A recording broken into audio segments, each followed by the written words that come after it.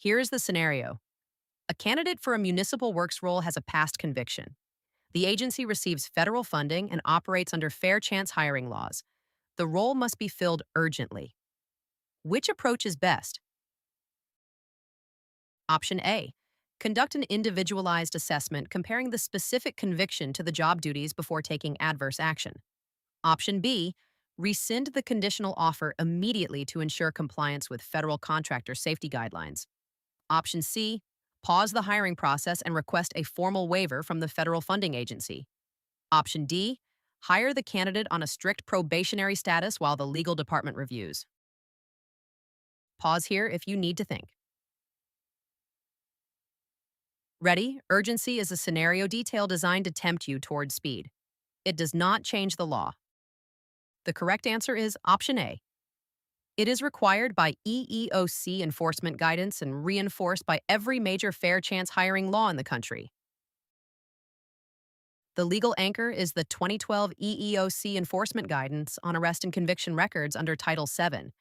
The three-factor framework comes from Green versus Missouri Pacific Railroad, 549 F2D 1158, 8th Circuit, 1977.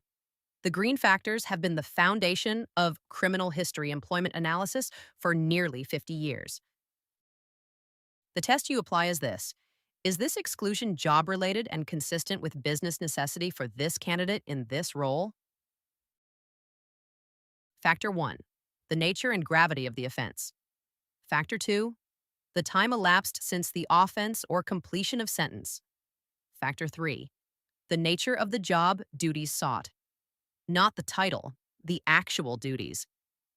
And a fourth input that matters in practice. Evidence of rehabilitation. Employment history, references, completion of programs. Now the traps. A blanket exclusion creates disparate impact. Urgency as justification is legally irrelevant. The offense category alone, disconnected from the job, fails the job-relatedness test. Any automatic bar without individualized review fails EEOC guidance. Here is the deeper legal layer. Title VII of the Civil Rights Act of 1964 prohibits employment discrimination based on race, color, religion, sex, and national origin.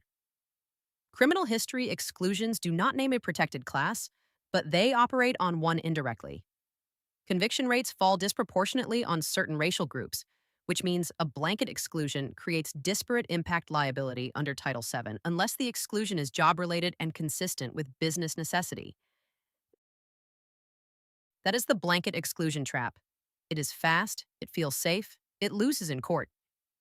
Urgency never justifies skipping the assessment. So what does the individualized assessment process look like?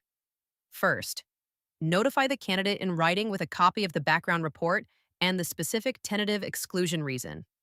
Second, offer a chance to explain. The candidate can dispute the record, provide context, or show rehabilitation. Third, apply the three green factors. All three, not just one. Fourth, document the job-specific nexus. If you cannot write the business necessity link between this conviction and this role, the exclusion fails the test. Now why the other options fail? Option B, blanket rescission. Based on criminal history is exactly what EEOC guidance prohibits. Federal funding does not create an automatic statutory bar unless a specific regulation disqualifies this conviction for this role. Option C. A federal waiver is only relevant when a specific statutory bar applies. The scenario does not describe one. Pausing for a waiver adds delay without resolving the legal requirement. Option D. Hiring before the legal question is resolved creates negligent hiring exposure.